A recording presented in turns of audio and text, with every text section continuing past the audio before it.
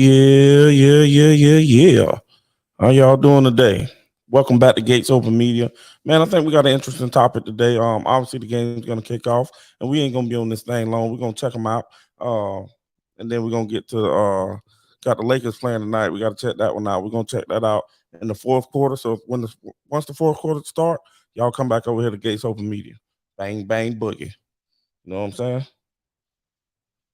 Bang, bang, boogie. Yeah. And with that being said, y'all see what we're going to talk about today. We're going to talk a little bit about load management in the NBA. And also, are they really bigger, stronger, faster? We're going to talk about all that right after this.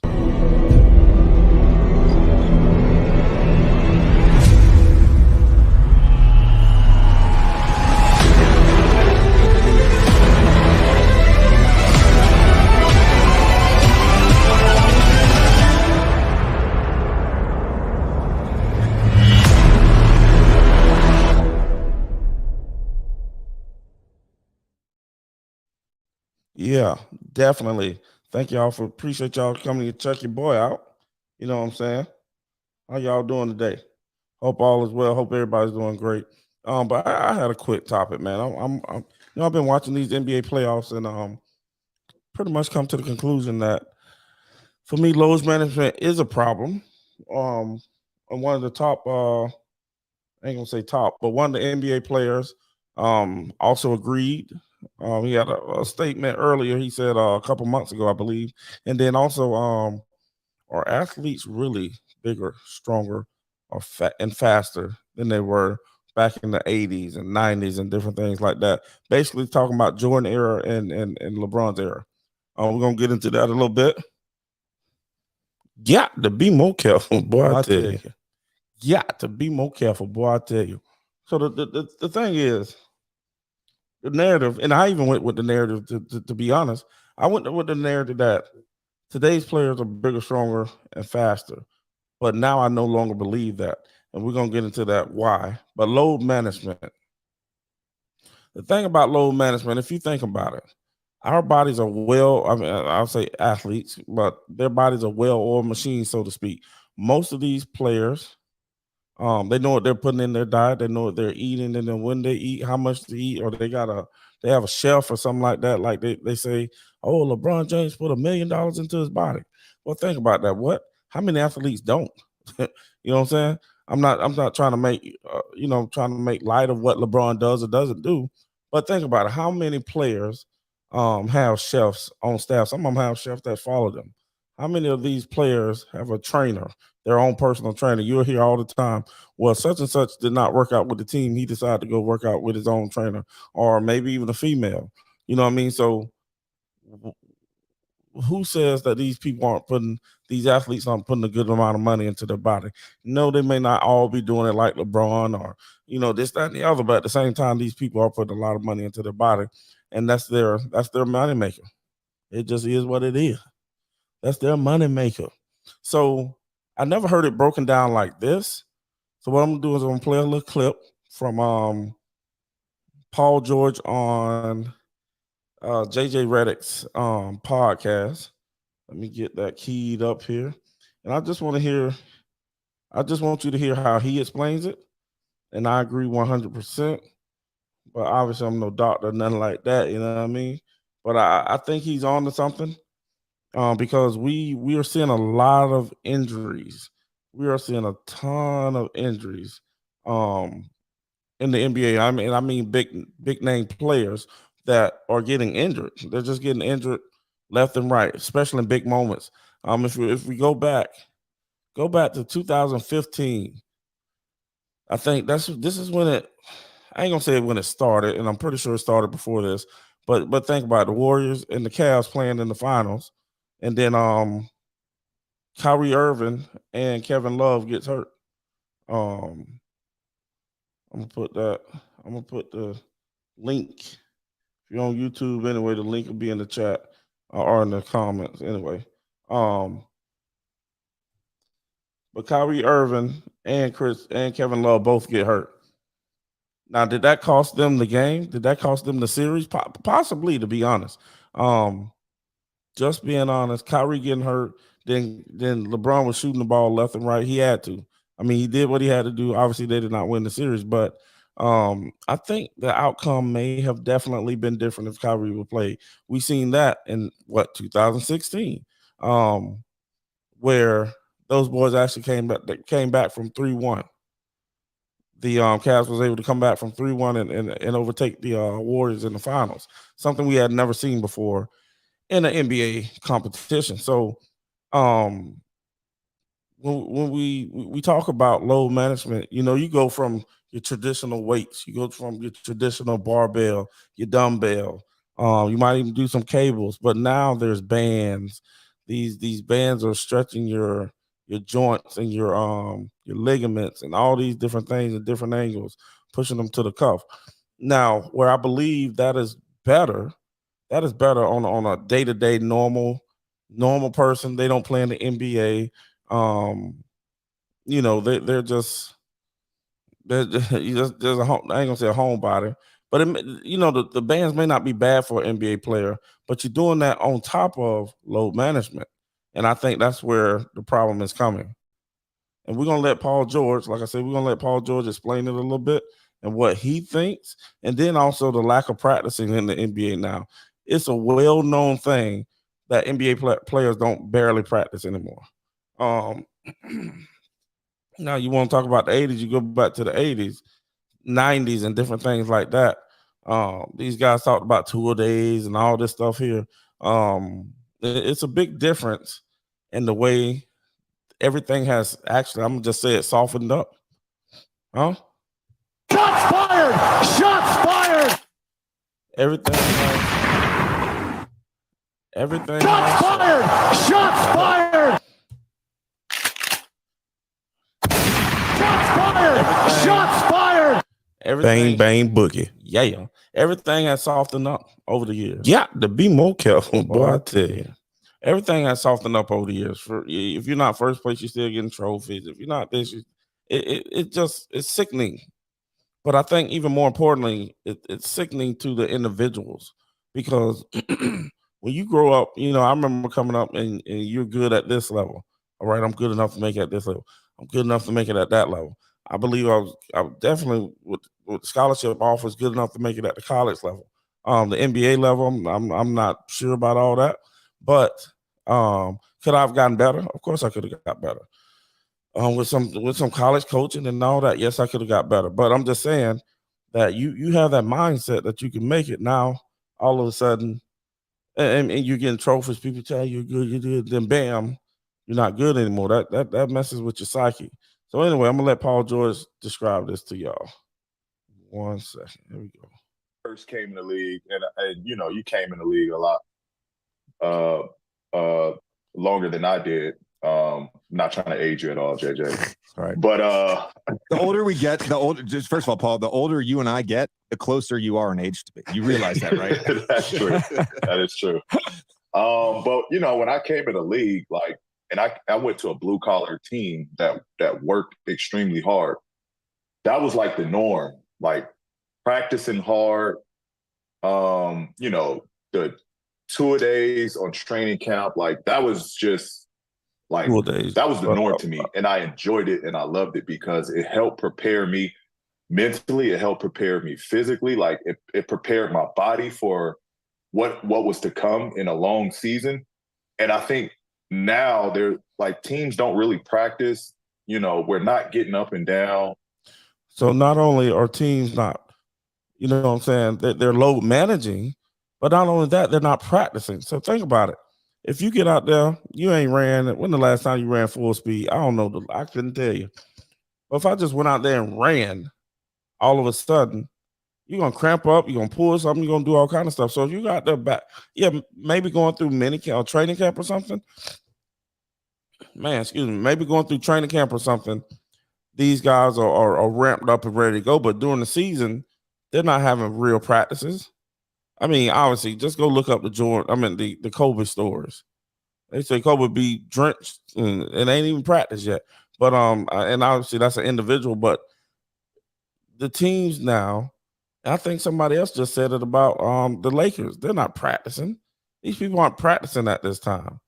I mean, a walkthrough and a practice are two very different things. Walkthrough is just mentally getting you right to know, okay, you have just a recap really of what you've practiced all week.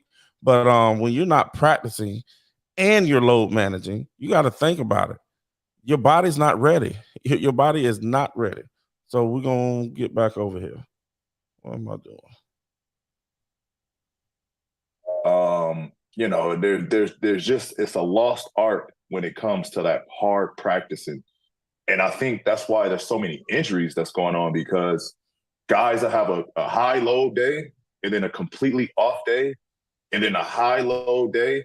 You know, back then it was, you practice hard. Now I'm no doctor or anything, but if you have a high load day, then a low load day, high load, and you just keep switching it. I believe at the end of the day, let me do this. I believe at the end of the day, if you're having that high load day, low load day, this, that, and the other, I think what's happening is that those muscles aren't getting prepared. You know, they're like, okay, we can do this, and then boom, you're not doing nothing, and then boom, you're doing something, and then boom, you're not doing anything. What is that? But you gotta think about it. It's not getting your body prepared. Typically, you'll start ramping up, just like a car engine. Ramping up, now you're at full speed ahead, and then you just turn it off. No, it don't work like that. The human body, you got to be able to push that thing and keep pushing it, and then take that deep load off. You know, when you get to some or you get eliminated from the playoffs or whatever the case may be, then you take that load off. Now you might take that a little load like in the middle of the season, but you're taking it off, and it's not just a day or two. It's like a week, 2 weeks, a month. You know what I'm saying? You might go out there and shoot a ball, but you're not out there just grinding. You going out there and once the season start back up, now you're grinding again. You got a game. You practice hard, you got a game. Then you might have a day off. Then you come right back to it. So I feel like your body just built the callus, and that you were prepared for a long and rough season, to where injuries, like, you know, there wasn't that many injuries. There wasn't time to take a load off because you felt good to play. You know what I mean? And I think now it's just, it's tough. It's tough. And I think that people may think I'm crazy for this one, but when you are that also is your brain. Also, your brain has to tell your body what nutrients to supply here, there, and different things like that. You're ramping up, going down. Just like they say, it's not good to be on yo-yo diet. Gain weight, lose weight. Gain weight, lose weight. It's not healthy for you. And I believe the same thing with load management. Like, some of these guys are just taking way too much time off, and the NBA should do something about it. And I did hear, I was watching some show, and somebody, I can't remember who it was, said that they need to kind of like penalize it some kind of way. I don't remember, so I'm not going to try to say it, but they should try to penalize it some kind of way. That way, players won't want to take. They will not want to load management the way that they do already. So get this back right. Let me let him finish out here.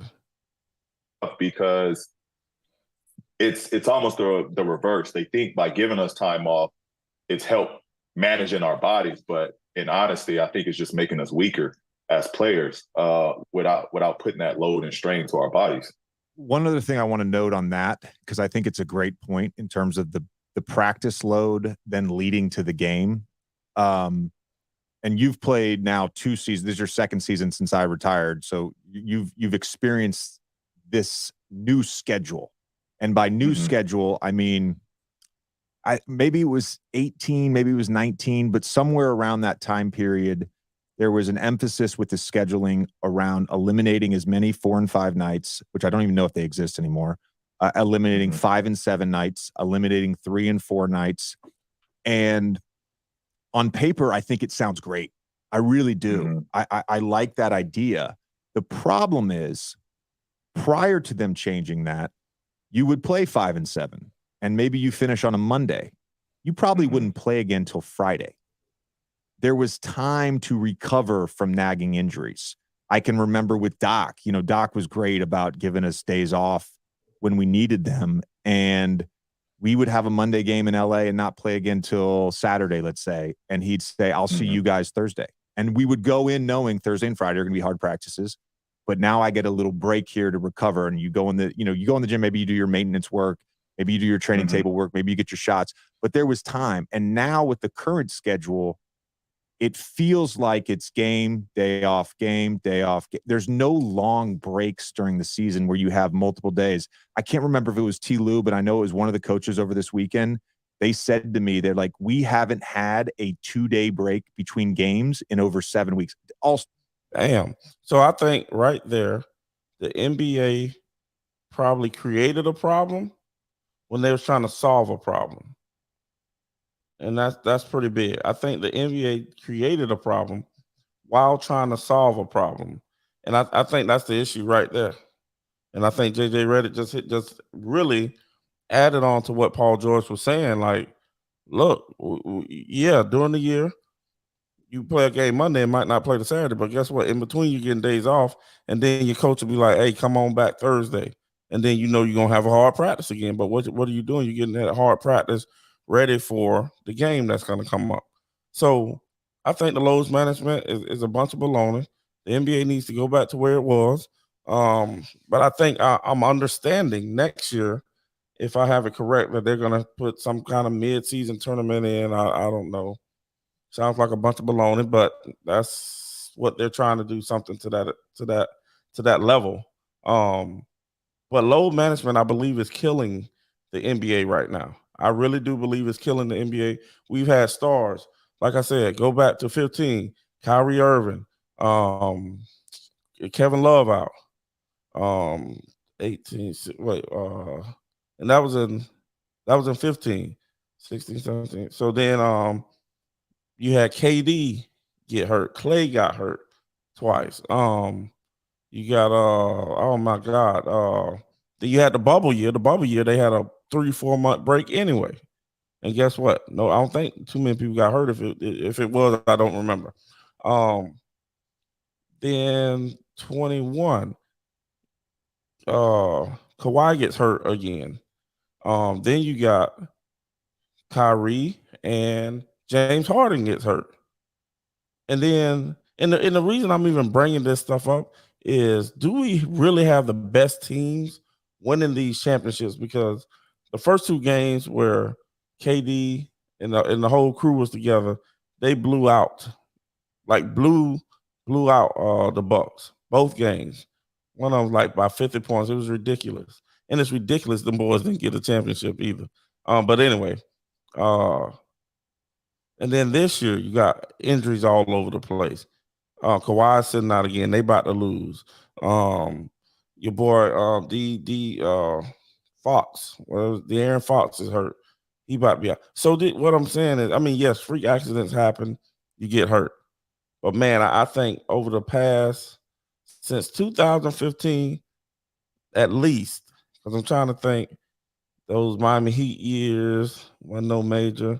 I'm gonna say since 2015, the league has been hurt by load management and the way that they practice and play and different things like that. The league has been hurt, and I don't think we're getting the best results out of the league. I don't think we're getting the best results we can get. So and then we're gonna get on to this bigger, stronger, faster thing.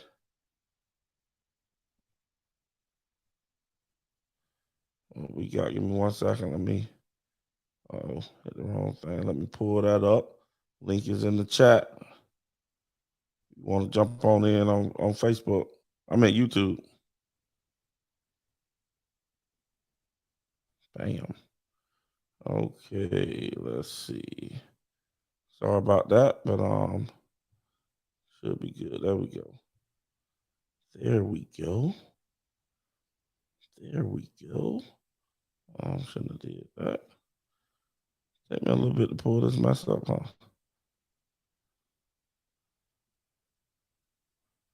What are you doing? There we go. Here we go. So right here it says, what's the evidence that today's NBA players are bigger, faster, stronger than MJ eras? So basically talking about the 80s. That's when Jordan came in, 80s, 90s compared to today. The first post here, I'm really interested in this question. I often see online people this pair Michael Jordan competition, and therefore has his greatness because of presumption that the athlete he faced are marked inferior in terms of speed, agility, jumping ability. In today's baller, but what's the evidence for this? There are studies regarding this plateauing of the human athletic performance in Olympic events such as track and field, swimming, and you can see these here below. Right here, these three sources you have. Reference A2 concludes that the pinnacle of atypical performance occurred in 1988, hastening that race towards human limits. This presents halt performances and a previous demonstrated stagnant. Man, where we going? Whoa, hold on. Stagnation of, I don't know what WR is, emphasizes that the psychological evolution will remain limited in majority of Olympic athletes. So basically, since '88, I don't think no athletes have really gotten bigger, stronger, faster. So it's not showing that they're obviously bigger, stronger, faster. So my question is, how is basketball any different? Investigating this farther, I took a quick look at the publicly available data compiled from NBA combines, which is available from 2000 and 2001, and compared to the most recent data of 2019, 2020. And in terms of performance matrix measures such as lane agility, shuttle runs, 3-point sprints, standing max, vertical jump, and max bench, the numbers are not markedly different. I understand that there's a greater potential pool of talent to draw from now in basketball teams because of the growth in the sport and popularity. And then certain skills are better developed, 3-point shooting, ball handling. Yes, that's better. But in terms of raw athleticism, I just don't see it. The evidence that athletes like LeBron James is facing are on average much more superior to what Jordan faced. To be clear, I love both of these players, and I have little patience for their detractors, especially when their arguments are ill throughout. I'm just trying to substantiate the assumptions that today's athletes are so much bigger, stronger, faster than in the '90s era, and I don't see am I wrong. So I was murdering that there, by the way. But anyway, so basically, this guy's just kind of like me now, and just saying, are these athletes really bigger, stronger, faster? Or is it that they have better ball handling? They can shoot deeper and different things like that. So I'm going to go with, I believe, yes, the ball handling is better overall. And I don't think they're bigger, stronger, faster. I think it's more so the depth. Like kind of what he was saying, the game has gained popularity. So the depth of the benches are better. So you have your 1 through 5, they're about equal to me. I'm obviously, you know what I'm saying, but 1 through 5 is going to be pretty equal. Now, when you get to 6 through 15, that's a whole nother ball game. And I think today's ball players that 6 through 15 are going to be better than in the 80s 6 through 15 players. And I think that's the difference. It's not that, oh, you got these plumbers, everybody was slow, everybody, and the ball handling is better, and the shooting overall is better. But when you just talking about athleticism, you talking about balling, everything else, I believe is pretty much the same. And it's just the depth of those teams. And people, they just want to harp on, oh, who did he are? Who did he have? This, that, and the other. But like I say, I don't think it boils down to that. I think it just basically boils down to who is, either has the best ball handling. Because think about it, they pretty much took the center out. So how can you say bigger? You can't say bigger at that point if you take the center out because they're all out there shooting threes. Man, yesterday I was watching Minnesota. Luckily they won, but I really don't even want to watch them no more. Big Cat is out there just sitting on the 3-point line. You got a small guy, Aaron Gordon, guarding you, and you're sitting on the 3-point line. Stop it. You supposed to be a big man. That's supposed to be, oh my God, that you supposed to slaughter that, so to speak. Come on, man. Like, there's a way to do things, there's a way not to do things. And I think that coach need to make that adjustment, especially if he has a smaller guy on him, to get him down in the post. Get him down in the post to make something happen. Because y'all almost lost the game for stupidity. Let me get that off here. So bigger, stronger, faster. Now, they might be maybe a little bit, but I don't think that's a thing. I think that's just we see somebody with some ball handling skills and think that's bigger, stronger, faster. We see somebody like Steph can shoot from New York. We think that's bigger, stronger, faster. We just include everything in that category, and I don't think that's the case. I do not believe that's the case. I just think that the bench play is better, and I think that's where the difference is. I think the bench play is better because there's so many different programs out there. There's AAU out there. There's so many ways to develop you that why not go get it? And then we're talking basketball. Super popular sport. And basketball, you can take a basketball with you almost anywhere.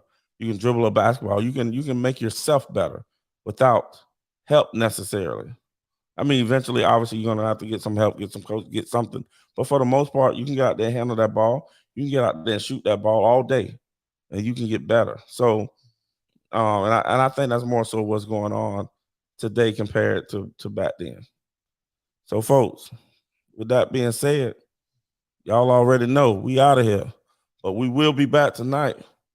Looking at coming back at I don't know exactly what time, but fourth quarter. Once the fourth quarter starts with the Lakers and the what's their name? Lakers and